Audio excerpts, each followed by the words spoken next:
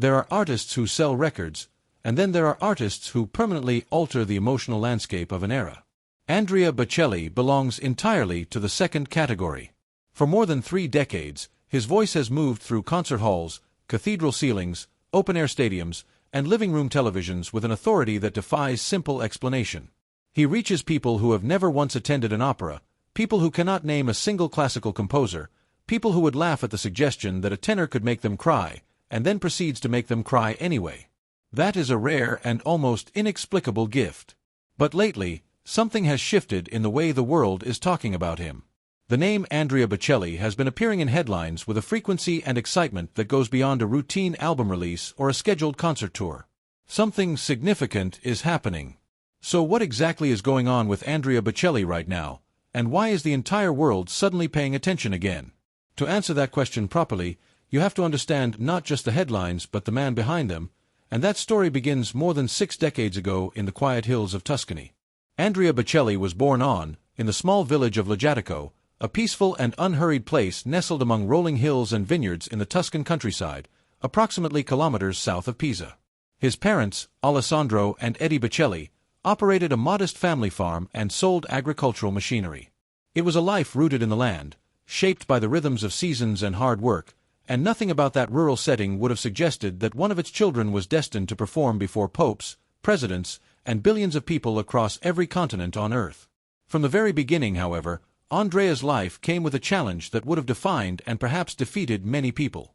He was born with congenital glaucoma, a condition that left his vision severely impaired from birth. Doctors advised his mother to terminate the pregnancy. She refused.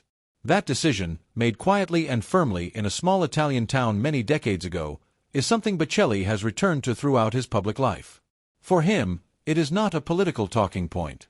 It is the most intimate and personal possible example of why life, even a life that arrives with complications, carries irreplaceable value. Growing up with limited sight, Bocelli discovered in music something that required no visual clarity to be fully understood and fully felt. His mother later recalled that music was the only reliable way to soothe him as an infant, the one constant that could calm whatever restlessness lived inside him. By the age of 6, he had already begun piano lessons, approaching the instrument with an intensity that surprised his teachers. His curiosity about sound was not casual. It was consuming. He went on to learn the flute, the saxophone, the trumpet, the trombone, the guitar, and the drums. He was not collecting instruments as a pastime. He was attempting to understand music from every possible direction, the way a deeply curious mind reaches toward a truth it can sense but not yet fully grasp. His voice, however, was always the instrument that carried the most weight. A recording of the Italian tenor Franco Corelli, given to him as a child by his nanny, sparked something that could not be undone. From that moment forward, the ambition to become a singer was not a romantic fantasy. It was a settled conviction. Then came the moment that changed everything, arriving in the most ordinary and devastating way. At the age of 12, a football struck Bocelli in the eye during a game. The damage was catastrophic and irreversible. Doctors attempted every option available to them, including treatments that now seem almost unimaginable in their desperation. Nothing worked. Andrea Bocelli lost his remaining sight completely at 12 years old. What followed could have been a story defined entirely by limitation and withdrawal. Instead, it became something altogether different. He learned to read music in Braille and continued his piano studies without interruption. He kept riding horses. He kept cycling. He kept doing the physical things that most people would have quietly and understandably stepped away from after losing their sight. He has described himself in interviews over many years as someone who was drawn to danger and speed by nature, someone who valued independence above comfort and refused to be treated as fragile or in need of protection. That quality was not something blindness created in him. It was already present, already fundamental, and blindness simply had no power over it. His path toward a professional music career was not a dramatic straight line. After finishing secondary school Bocelli enrolled at the University of Pisa to study law. To cover his living expenses during those years, he performed evenings in piano bars, small and intimate spaces that paid modestly but offered something money could not buy. Night after night in those dimly lit rooms, he was learning how to hold an audience, how to read a room, how to sustain attention, and how to make a voice reach someone sitting in the back corner nursing a drink and not particularly expecting to feel anything. Those years in the piano bars were, in a very real sense, his conservatory. It was also in one of those bars in that he met Enrica Senzati, the woman who would become his first wife. They married in June and had 2 sons together, Amos born in and Matteo born in. He completed his law degree, spent a year practicing as a court-appointed lawyer, and maintained what appeared from the outside to be a stable and conventional adult life. But music had never truly loosened its grip on him.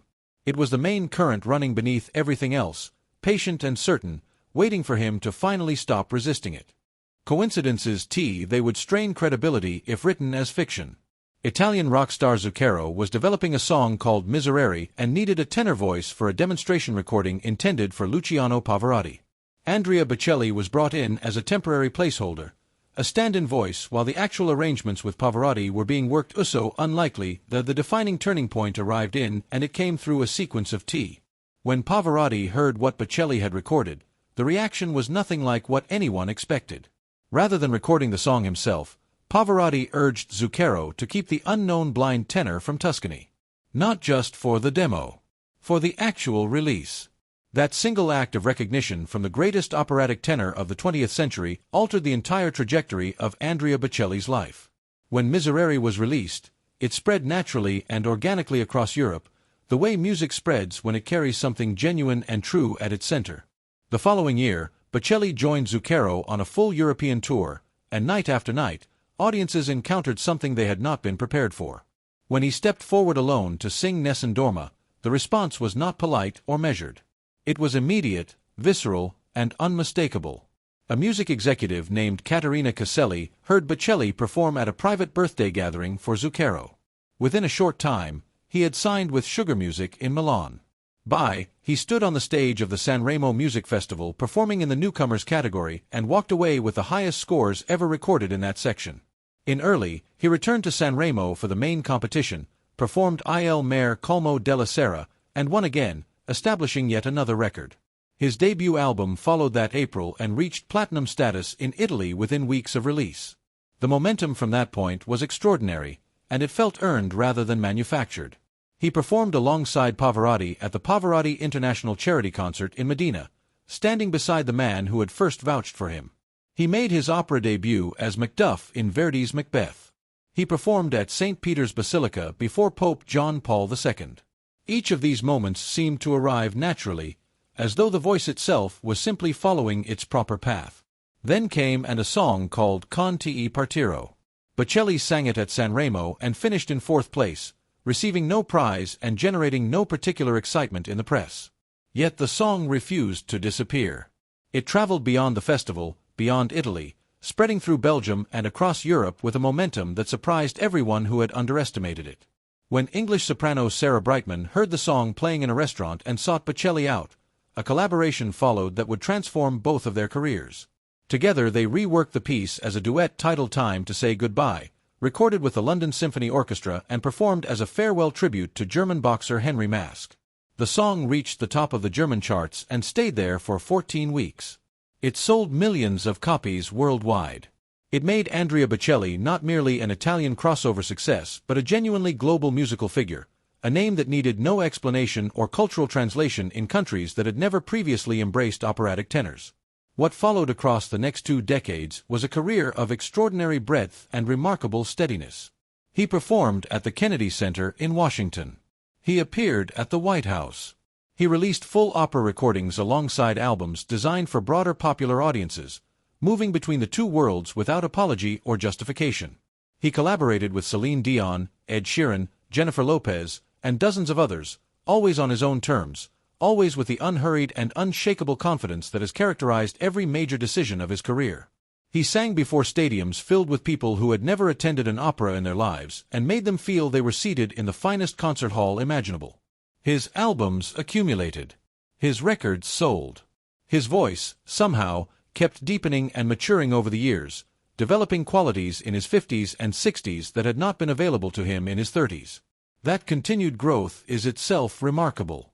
Most voices decline. Bocelli's voice has done something different. It has continued to evolve. Perhaps the most memorable single performance of his entire career came on Easter Sunday, when the pandemic had silenced cities and locked families inside their homes. Milan's magnificent Duomo Cathedral stood utterly and eerily empty. Andrea Bocelli walked alone through that silence, positioned himself at the altar, and sang. There was no audience in the pews. There was no applause. There was nothing but the sound of his voice inside one of the most beautiful buildings in the world during one of the most uncertain moments in living memory. Millions of people around the world watched from their living rooms, their phones, their laptops, from isolation in countries across every time zone, and what they witnessed was not a performance engineered for emotional effect. It was a man with a singular voice inside a building built for voices, offering the only comfort he knew how to give. The video was watched by tens of millions. It resonated in a way that no amount of production or staging could have manufactured. Through the years, Bocelli's personal life has been as significant to understanding him as anything that has happened on stage. After his first marriage to Enrica Senzati ended and he met a young woman named Veronica Berti at a social gathering that same year. She was 18 years old and had not originally planned to attend the party.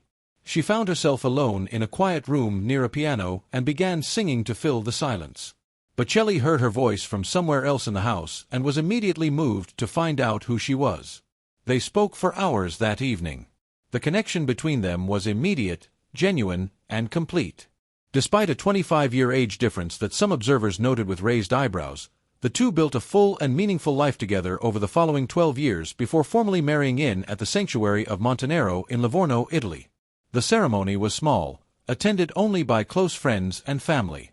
Their daughter Virginia was born in and has grown up entirely immersed in music, performing alongside her father and her older brother Matteo on the holiday album A Family Christmas.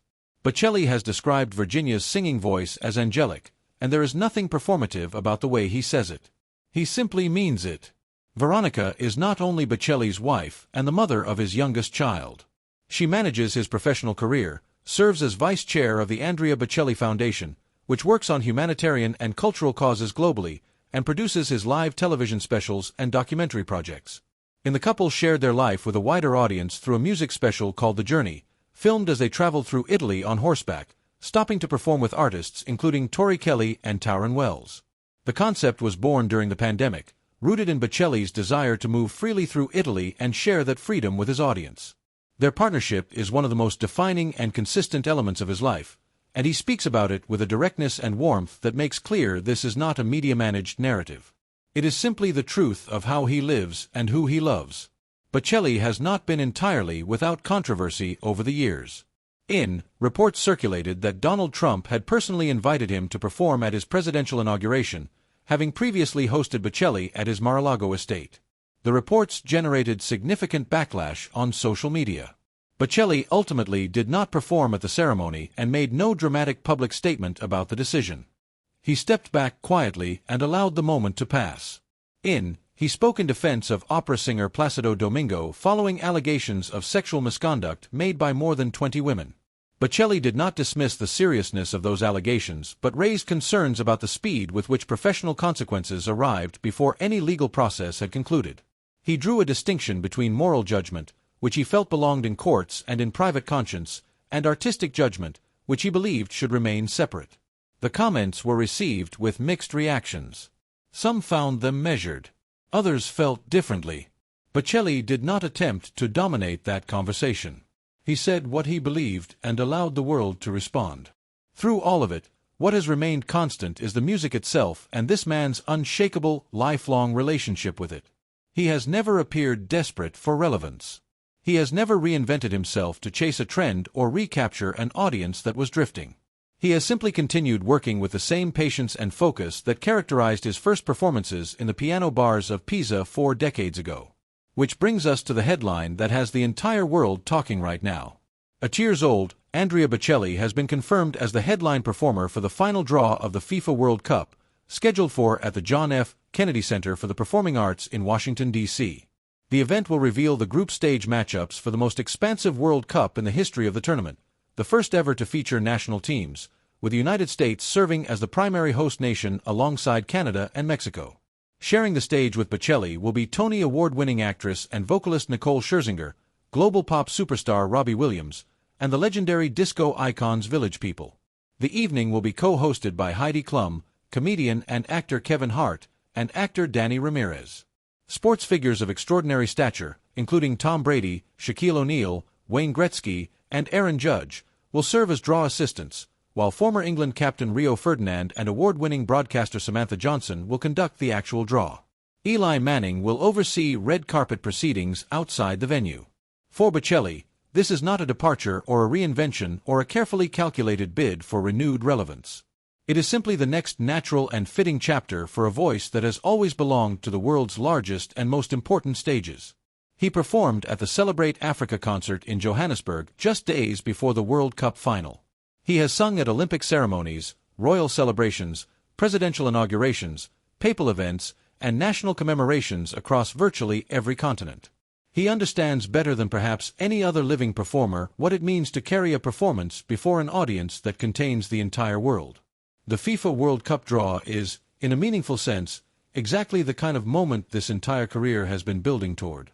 Not because it is a spectacle or a commercial event, but because it is a gathering of human beings from every nation on earth who will, for a few extraordinary hours, share the same experience at the same time. That has always been the only kind of stage that truly suits Andrea Bocelli. His career achievements, considered plainly, are staggering. He has released 15 studio albums spanning opera, sacred music, popular crossover, and holiday recordings. He has sold over records worldwide, a number that places him in a category shared by only a handful of artists across any genre in the modern era. His net worth as of is estimated at approximately $100 million, built over decades through album sales, world tours, opera productions, streaming platforms, and thoughtfully selected brand partnerships. But none of those figures capture what actually makes him matter to the hundreds of millions of people who have encountered his voice over the years.